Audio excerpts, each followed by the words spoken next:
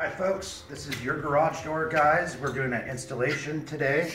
We have a 16x7 garage door here, as well as one of our more popular chain drive motors. You'll start seeing this come together. We'll see you in a minute.